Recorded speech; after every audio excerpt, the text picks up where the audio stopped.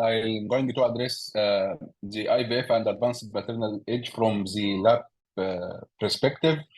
So, for women who have reached advanced maternal age, oocyte can be considered fragile in theory due to the limited number and function of produced oocyte and embryo between paranesis. In theory, they are likely to require special care. Attention has focused on possible stressor in the IVF laboratory that may influence chromosomal separation and segregation, and possible mitotic stressors like pH, osmolality, temperature, oxygen tension, culture media, and others in the lab that is proposed to affect the daily practice of IVF should be taken into more consideration for patients with advanced maternal age. So when we handling oocyte and embryo of in general in the IVF laboratory or especially for advanced maternal women with advanced maternal age, there is counted 233 factors that should be taken into consideration. So the first one is investing in a building healthy cultural environment has a clear signal to noise ratio. I don't need to conduct an RCT to compare a lab with a healthier clean condition and the other I can introduce some pollutions to compare. This is a clear signal to noise ratio, and if there is a clear signal to noise ratio, no need to look into whether I should try the safer condition or not. In this point, there is a recommendation published 2018 by the Cairo Consensus Group, established 15 consensus points to consider when building or renovating lab to ensure safe and culture condition, which should be taken into consideration in those category of advanced maternal age who have in theory fragile oocyte or embryos. Another 15 point published related to microculture come from the Cairo Consensus Group, focused on the details of the culture condition for general ICSI population and for general IVF population, and also for the subcategories of patient. These focused on every single details that we can look or we can see in the IVF daily practice.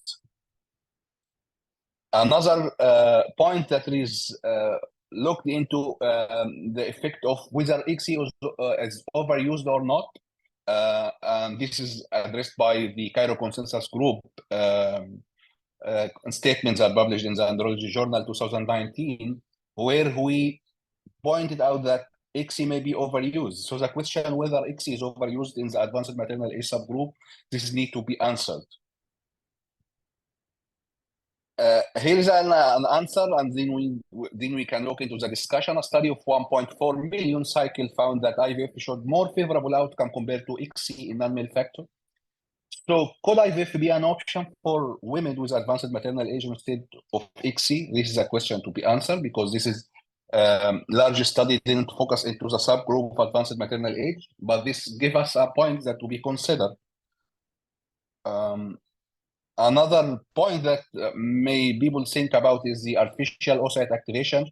We have done an RCT published in my production showing promise for patient with low or no fertilization, but this is not recommended for the general ICSI population, and no longitudinal follow-up studies are available. So should we consider artificial oocyte activation for advanced maternal age people or not? This is still an open question. Would it be unnecessary, potentially harmful intervention, overkilling between paranesis? Another point that can be taken into consideration is advanced sperm selection, the microfluidic shift technology, magnetic reticule sorting, MC, hyaluronic acid binding.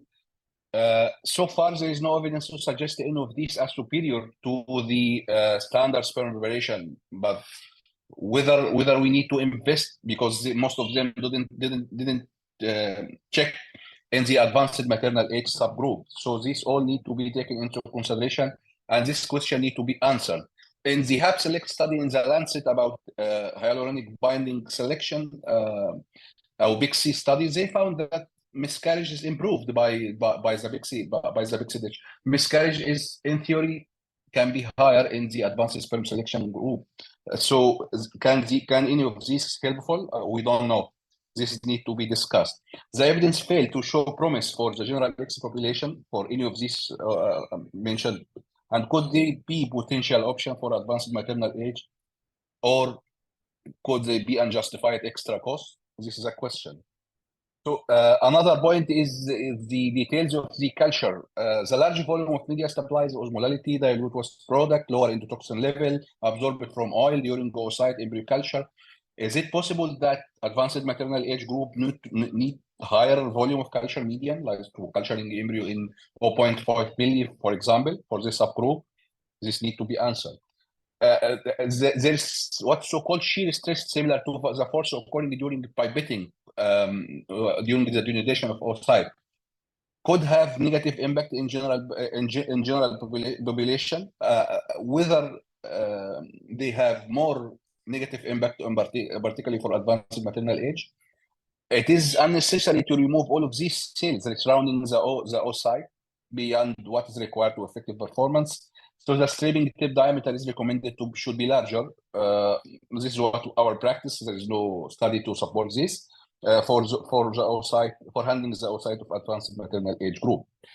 Advanced maternal age women produce a limited number of oocytes that need special care. Heat loss during pickup depends on the flow rate of the fluid, which should be approximately 20 milli per minute. So for advanced maternal age group, there is a limited number, limited function. Do we need to give more care about this? We need to prime.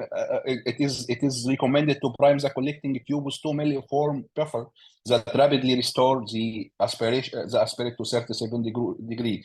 This should be taken into consideration, or even to be studied in a study to find if all of these fine details could make difference. This is a nice retrospective study of 1,400 cycle. Their average age was 38.4, showed a correlation between time from retrieval to ICSI. Each additional hour between egg collection and ICSI reduced clinical pregnancy likelihood by 7.7. So could fast-track ICSI after egg collection be a viable option for women with advanced maternal age? This is a question that need to be answered. The use of cytokine-enriched medium has shown promise in reducing the stress caused during embryo culture. For this study published in Fertility Sterility 2013 by Sorin Zibi. So could cytokine supplemented medium be an option for women with advanced maternal age? This is also questions to be answered. Should we consider the total number of live pairs when evaluating a suggested option instead of early surrogate outcomes? Most of the studies that we are talking about discussing surrogate outcomes like implantation, clinical pregnancy, biochemical pregnancy. Should we didn't decide which to use until we found an answer related to cumulative live birth rate related to all of this procedure. So there is a notion or a concept that there is no one size fit all. So it was previously suggested that women over 35 years old could benefit from a culture medium that is high in protein, which was commercially available some years ago, and now it is removed from the market.